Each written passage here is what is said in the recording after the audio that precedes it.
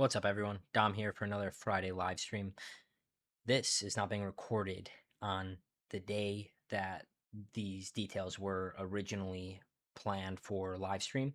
There were some technical issues with that particular live stream, but I do want to kind of talk about the ideas that I had laid out here. So I'm going to record this ahead of time, or record this, I suppose,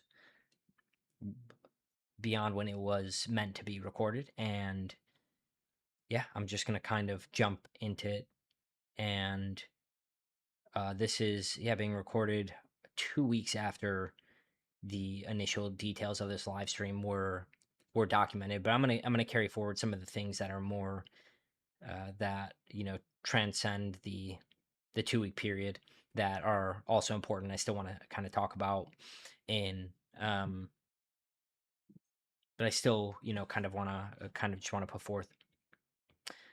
So over, the past month, I had been both world building and plotting my upcoming novel, and doing some character background work. And I was sort of reflecting on the nature of the process of writing a novel, in particular writing fiction. Though I'm sure this applies in the same way to nonfiction novels, maybe not to the exact extent. But I had been going through and rewatching all of the Brandon Sanderson 2025 lecture series. I watched them for the first time last year when they were being rolled out. And as I was going through, so this is my fourth story, and the fourth story I'm writing, this is my second novel that I'm writing. And I reflected on the piece of advice that he gave in his lecture series, which was, you should write your first 3 to 4 novels with the intent of building out your process and learning how your process works. And at first, I was a little adverse to this sort of piece of advice, because when I had first heard it, I was writing my first novel and I wanted it to be, of course, the one that worked. Now, I after I've been through, after I've been dedicating my life to writing, and I sort of dove into this. I sort of dove into this vocation and dedicated myself to the process. I've learned that truly every time you go through a novel, you sort of pick up and learn new things that you didn't quite understand about your process the first time.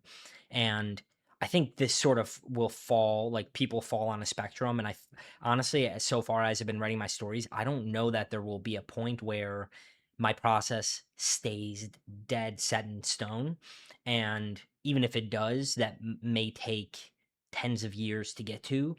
And at some point, I would imagine that sort of goes out of out of flux, maybe with a new story that comes and requires more of a discovery writing approach. Or maybe some story I write in the future, a massive epic, requires a way greater extent of plotting than I currently do. So I was reflecting on the way that I write in particular. And I definitely tend more towards a being more of a plotter. And there's many words for this, right? It's a classic: plotter, pantser, the architect or the gardener, the discovery writer, the outliner. I'm far more of an outliner, and I found specifically with this novel, it has 3 POVs. And I noticed that since the story is so much more expansive, has series potential to it, so it could run. It looks like either 2 books, but most likely a trilogy. I think doing all this background work allows me to build this more expansive world, right? So as I've been walking through my process, I've noticed that what I like to do, what I learned, so I finished writing a novella in November of 2025, and what I learned from doing that was that I really I really like to write out every scene as I see it, the sort of logical sequence of the scenes through the story, and I within those scene headers, I have kind of some ideas and criteria that I like to know ahead of time before I actually dive into writing those scenes. And when I wrote when I was writing my novella, I found that I just kind of wrote a sentence for each scene, and then that was that, and I jumped into it, right? Now with this story, I find that so it's a science fiction novel, though. I mean, that's how I'm going to pitch it to agents, though it's more, I would say, of like a science fantasy. It's just I don't really see many stories articulated that way in the sort of pop culture marketing space of books. So to the book is it's I would say it's more science fiction, but there is in a sense it tends more science fantasy, and because of that, there's a lot of world building aspects that are necessary. So I found that as I wrote the entire story, I essentially tell the story. I told the story in sentences, each sentence being sort of the scene and what the sequence through which the story progresses. I found that it raised a significant amount of questions. I took all those questions and used that as a list for world building work and character work. So after I had that list, I sort of came back 9,000 words later, 9,000 words of set in stone world building. And then I wrote that sequence again, and I found that my story was significantly enhanced. And in fact, the second half of the story after the midpoint was dramatically different. And I think I know a lot of that has to do with answering those questions and really getting an even better understanding of the world through navigating the story. And I find that this for my process, I really love this approach because it also negates world builders disease. There may be this tendency, if you don't know the story you're telling, there's a tendency then to just want to world build everything. It's such a fun part of the process. It's one of my favorite parts of the process is kind of the brainstorming of the story, discovering the characters, discovering the world, things that fit in this world. It's such a fun part of the process that by not knowing the story, world building becomes super fun because there's just it could also be overwhelming, but there's just an endless amount of things to be world built, right? It could be, as high level as the empire of whatever your world is, all the way down to the food lore, right? There's so many things: languages, food lore, culture, religion, the society's response to the religion. I mean, it's endless. Fashion, right? Like you could go you could go really deep on world building. But I find that writing that list for me has really helped narrow in on what I need to know in the world for the story specifically. Now, of course, like my philosophy on writing is that it's a heavily individual process, an individual vocation. I hardly ever, I've never found two writers that have exactly the same way of doing the craft. So if somebody wants to world build for 30 years and then sit down and write stories in that world that they spend 30 years world building, then I think that's also amazing, right? Like another way to approach it. But I think like for me, I want to become a professional in selling writer. So like this this sequencing and then also taking the sequence and figuring out what I need to know in the world has really helped me narrow in on exactly what it is that I need to know about the world. So I would say that's like one part of the world building process and my process that's really honed in this novel this time around that I was not doing it all last year. I also, yeah, I mean, there's a lot that changed before the drafting aspect. There's a lot that has sort of improved and changed, but I'll talk more about that down the line. I'll kind of drip bits of my process in as I go. So if you're not already subscribed, subscribe to the channel and stay up to date with me as I try to become both a traditionally published author, but also a just science fiction fantasy author. The goal is to become a bestseller. So we will we're working our way there, and I'm confident that I will get there. Until then, I will be writing stories and improving my process. So yeah, like I said, this is the fourth novel I'm working on, and the yeah, I find that like I've really improved this sort of the plotting, the outline, specifically the way I build my outline has really has molded a lot in a better way. And even under those scenes now, I'm capturing a lot of details that are necessary to know, right? I'm writing a thriller, and one of the key skills required in writing a thriller is understanding the your narrative debt list. So how much information you've how many questions you've raised, and then how often and what which of those questions you're answering through the story that people are curious about, or that the readers are curious about. And I find it's really important to have such a strong grasp over of control over this information. Like I recently read The Secret of Secrets. It's the most recent Dan Brown novel, and he does this. Dan Brown does that really well in that book. Like, it's not so overwhelming that at the end of every chapter there's a new question and something's answered, but it does kind of have that pace and feel to it, right? Like every two chapters, something's getting answered, but something's also being raised again.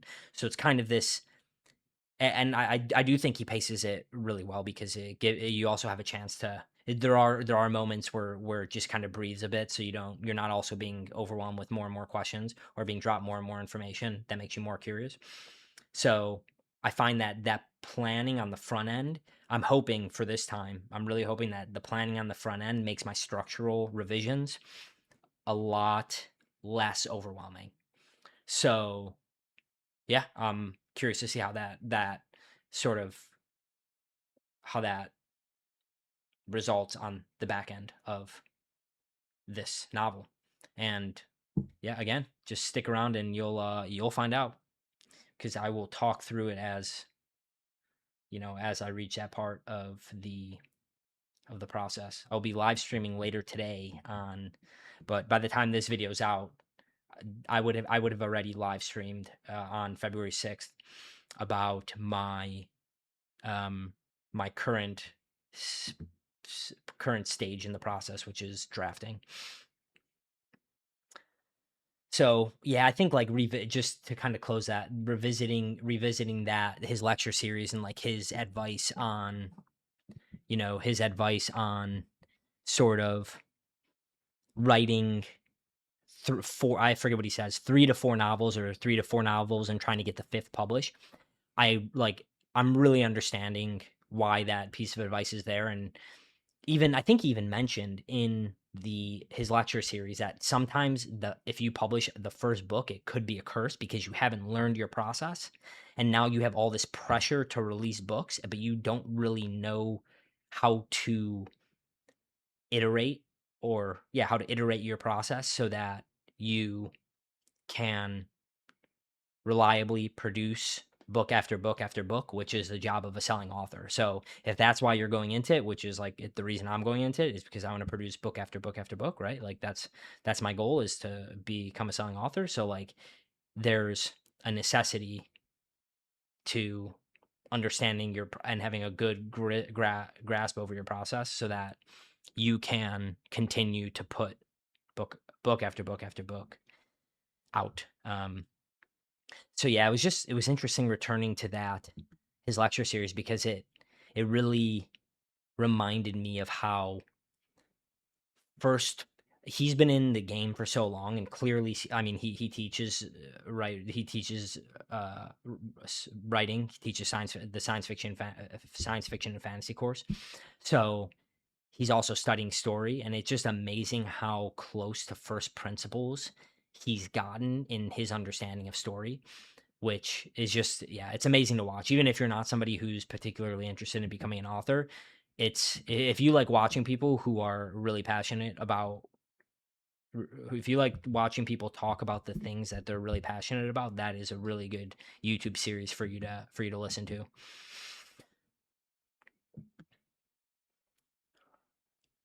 And if you're somebody who is also trying to evolve your process like I've been talking about, then I think that is somebody who that is a great place to go for just kind of mining some information if you're, you know, looking for new sources of inspiration and information for your specific process.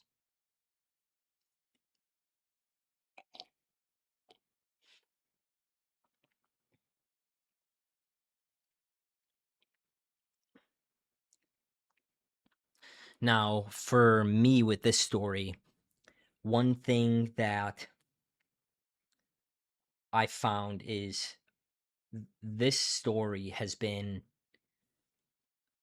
sort of, and I found this with the first novel I ever wrote too. I didn't do anything with. I think I'm going to rewrite it at some point, and I might publish it. But what I found is like with this story that I'm writing, it's almost as if I had been collecting information as a form of interest. Like I had curiosity and interest about a trajectory of information, which is sort of this path I saw technology evolving to, this sort of technological sophistication and complex intelligence embedded within software, within our technological paradigm, and this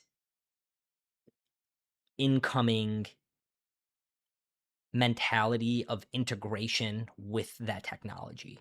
And it seemed like one of these sort of, like, for example, with Neuralink, with brain computer interfaces, it almost seemed like a progression that through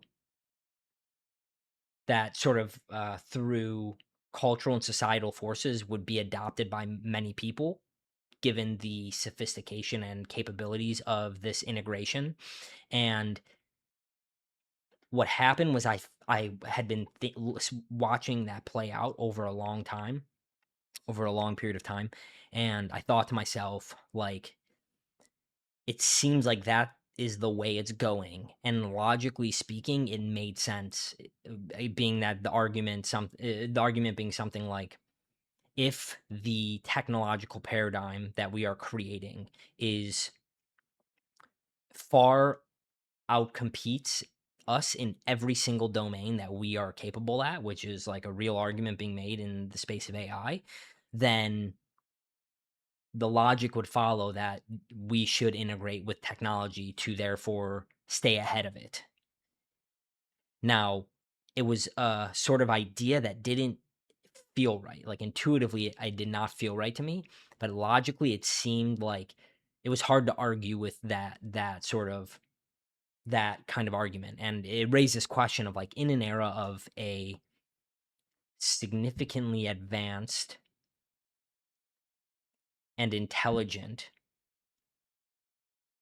technological paradigm, right? Like with AI being super intelligent, what does it actually mean to be human? Like, I think we're going to have to answer this question of what a human is and what it means to be human. And this story world blew up in my mind when I came across Andrew Gallimore's work of the DMTX studies. So I had been kind of researching and interested in this trajectory for a long time. My unconscious had been just kind of turning over these ideas, podcasts, books. And then this one spark kind of showed me the antithesis to this thesis, right, that I had been reviewing over time. And for those of you that don't know, this is sort of frontier research. But Andrew Gallimore, with I believe it was with Rick Strassman, they created a way of and they created an intravenous DMT mechanism so that they could test and study in trials how people react to DMT being put right being dosed intravenously. Now, like, there are a lot of really interesting and unbelievable findings or reports, let's say, as sort of the phenomenology of this experience, of the reported experiences, are fascinating. And in fact, I'll read you one experience that it just kind of blows me away. It's from this book.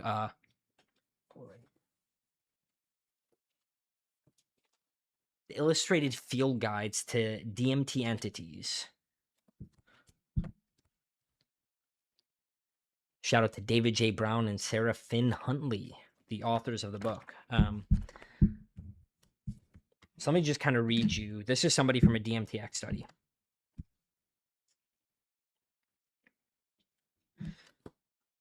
Okay, so this is somebody describing an entity encounter in DMTX.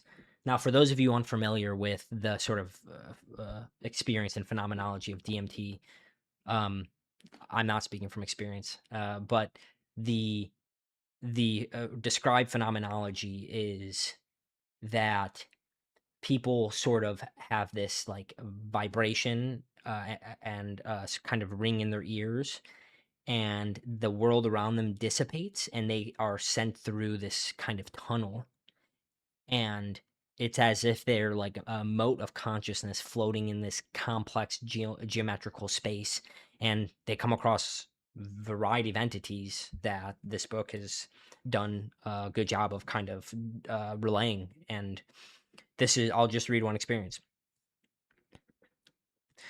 We started with a very low dose because we were figuring things out and wanted to be cautious. The first 3 of 4 sessions were pre-threshold experiences, like they were on this side looking in. After a while, these beings would start to show up and make their presence known. One person described one of the beings as insect-like, and another person also said that it was spider-like or insect-like. But more importantly, it wasn't just the entities. It was a presence where they were encountering what they described as the fabric of the substance that created existence. And it was very conscious, very alive, and very personal. It was right there with us. It was like a we, even though it was also like a oneness. And they wanted to help us. They were very excited to see us. They appreciated how we were engaging it by starting light and allowing them to come meet us, as opposed to a beginner with a higher dose and pushing it into these spaces. Everybody was present for each conversation. So one person would go out into the journey and share, then another person would go, and it was like a continuation of the conversation. They described themselves as if they had a name. This particular person said, we're called isness, and we're always here. We're always present, even when you don't see us, and we're always here for you. Now I'll stop it there. It goes on a little bit, but the idea, like, it's this fascinating space where this group of people was coming into contact with a set of entities that looked insect-like, and they were interacting with the same entities cross people, and they were interacting with the same entities in the space, which, I mean, has a lot of interesting and fascinating implications. But this kind of like, once I came across Andrew Gallimore's DMTX studies and started reading his work, it really ballooned in my head as kind of this antithesis, and the story world came alive from that, right? So I think like it's a really important question of our time, and it's like thematically I'm grappling with it in the book, though I don't I like the I'm not going to directly pitch the book this way at first, right? I'll kind of hold back the sort of thematic thesis of the book, and you can maybe infer it as you watch through these videos and read the book.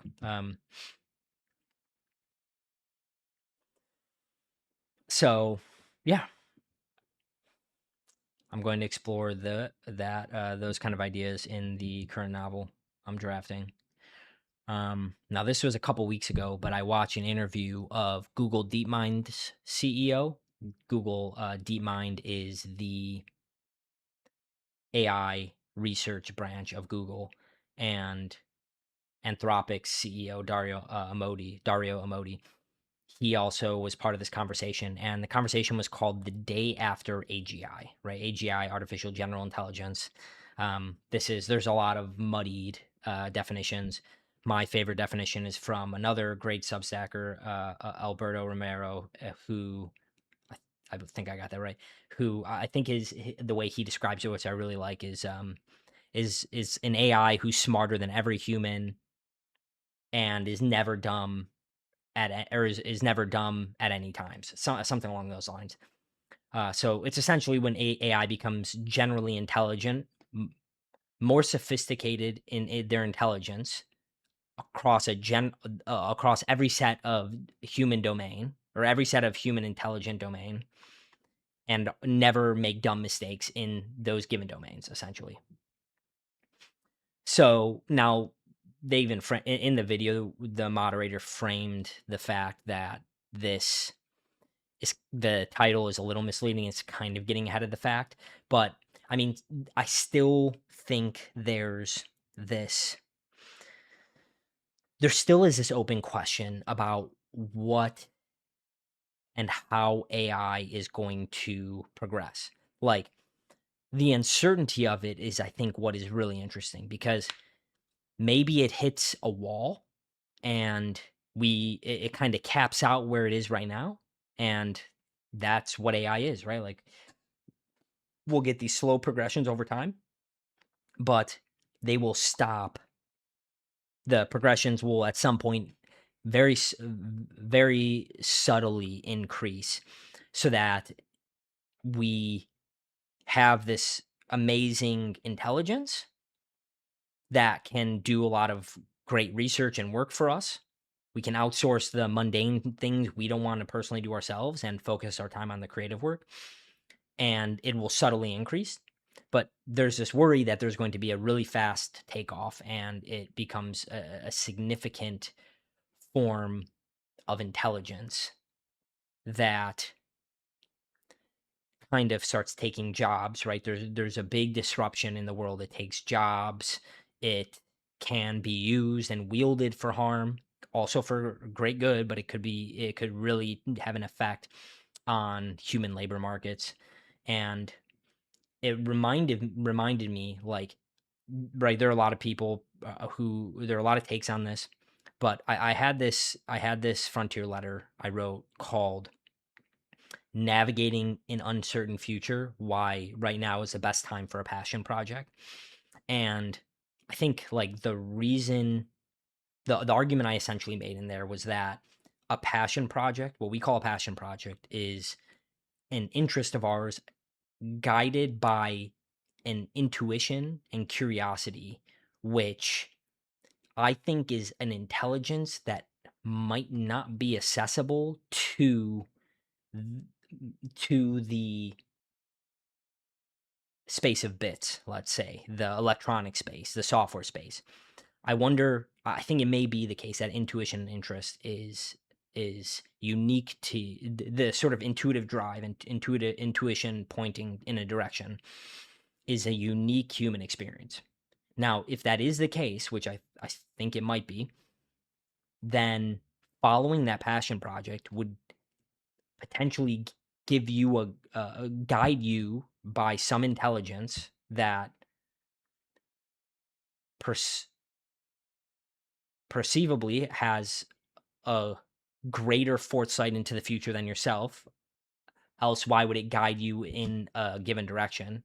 And therefore might have some information set that we are unaware to about navigating around this incoming super intelligent era. If if the AI question does kind of resolve in this AGI future where human labor markets have a massive impact.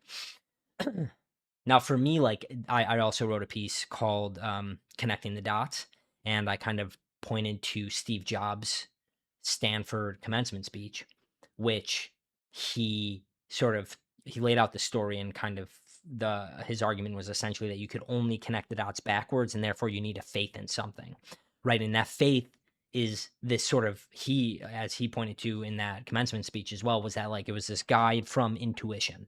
There was this intuitive guide that led him down his path. Like, he decided to drop out because his interests did not align with the required courses that he needed to take in school. And, like, this is a path I've been following, right? Like, I committed to an intuitive path, a passion project path, in, let's say, 2019. 2020 was probably around, actually, when I started committing to this sort of passion project type path. And it was almost like, for me, I had this true calling and this set of interest that I needed to go down. And it's almost as if this interest set had some knowledge of where it would take me, because like the previous steps did help me with the future ones in a way.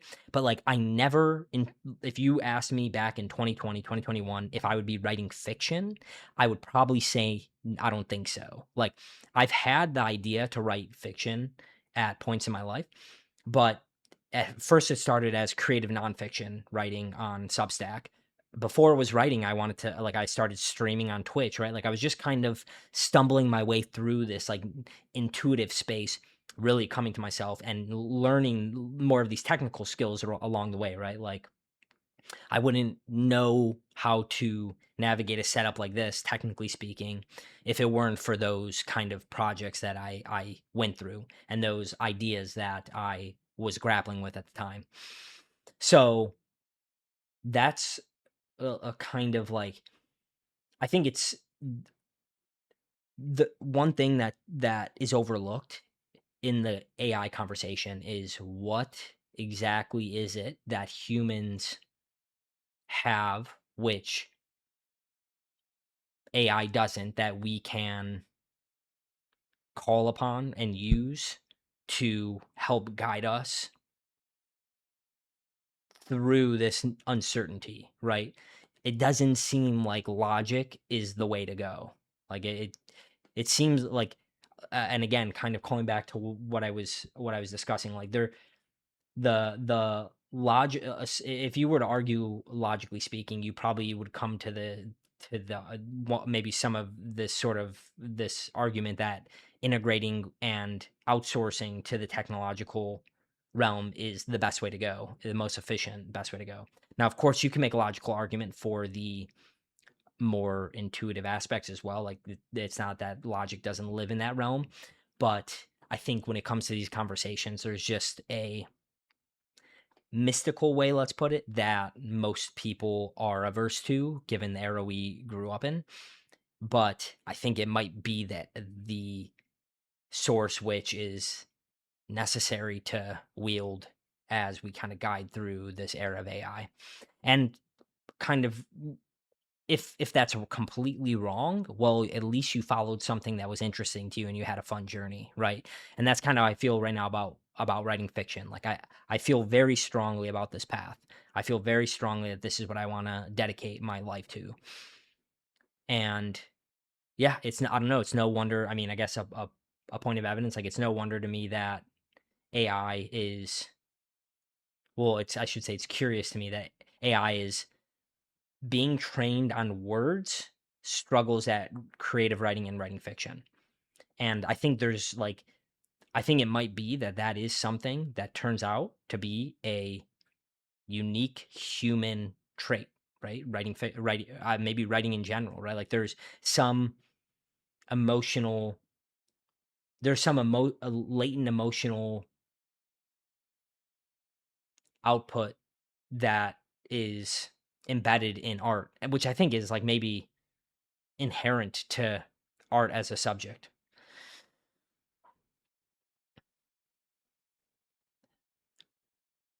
When we like, I think, yeah, I think there's maybe a different conversation when robots start getting, when LLMs, which are the leading AI models, are embedded into software modules, are embedded into robots, and there are, I don't know, they start building sense perception possibilities, um, which isn't like, I mean, right now that might be a science fiction idea, but I don't know. I think it may also be working.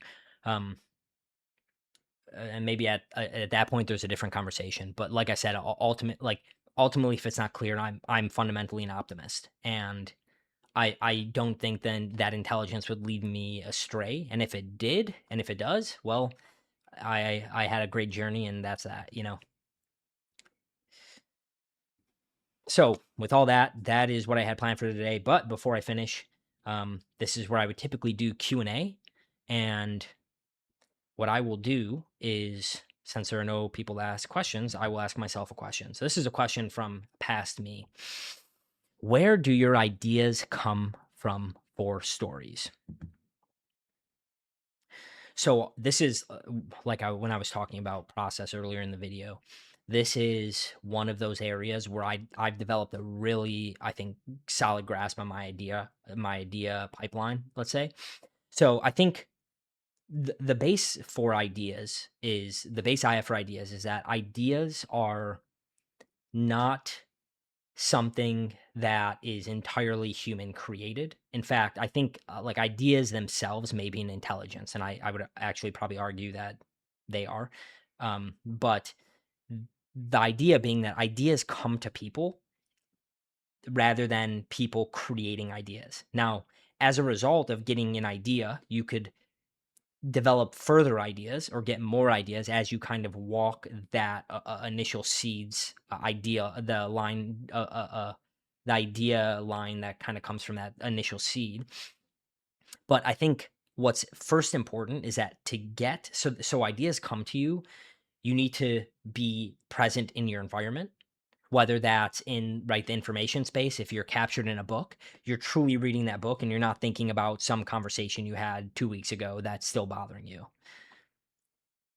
I think right so present with the in the information fields you're in, but also present in your environment. Like I find that being present in my environment has made my the my capability to write vivid descriptions of scenes and kind of how I see the worlds that I'm building in my mind.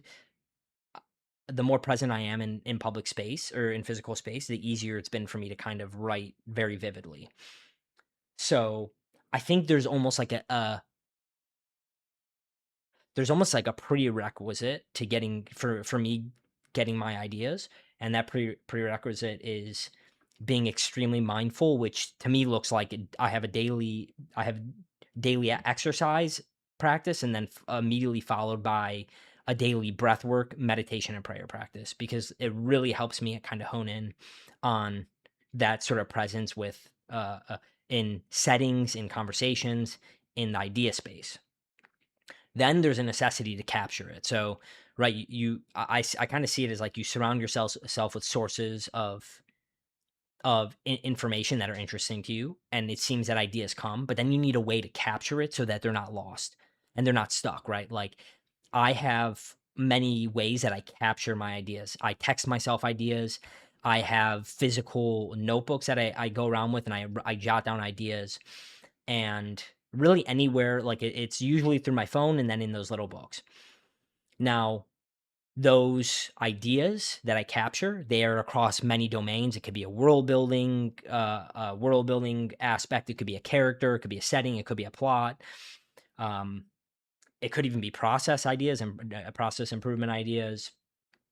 And um, I have I have what I call an idea vault, fancy name for an Excel sheet that I take every idea that I've captured and I place it in this vault that is labeled. And once I start seeing a constellation of ideas in a given area, I label it, I name it something, right? And I have a column for naming. And when a name is applied to over 5 things, it gets highlighted a certain color. When it's applied to over 10 things, it's highlighted a color, which indicates to me that my unconscious has constellated enough ideas in a given story association that I should take that and move it to my brainstorming process. And that is like, so I think there's like a necessity to kind of, I think I mean, it might seem strange to put it this way, but I think the ideas you need to essentially build, for me, I build a routine and a process in my life so that I could respect the ideas when they come to me. And for the ideas to come to me, I essentially need to put myself in the information fields that those ideas that I'm interested in live, right? So like this kind of technological psychedelic combination Right, it kind of started, like I said, this technological trajectory. Then I saw this kind of DMT world, and it's no question to me then that I had this strong draw towards. I had this very strong draw towards reading Dune. Right, Dune is kind of not kind of Dune grapples with a combination of these ideas. Right, like the spice being a psychedelic technology essentially. Um, and Yeah, I think I've also noticed, like, in my the last thing on this, the book I'm writing right now, I noticed that it's as if when you start to brainstorm in that constellation of ideas, it's almost like information comes to you in a sense. Like, I felt a strong draw towards this book by Sean Carroll. It's a book on quantum physics, and the name of the book is escaping me. It's by Sean Carroll. I've been reading it over the past month. The name's escaping me, but essentially, like this, I felt a draw to this book, and it really helped me build out the magic system that I had been thinking about. So that's kind of the last thing on that. So yeah. All right, everybody, that's it for today. I hope you enjoyed the video. If you got to this point, like the video, subscribe.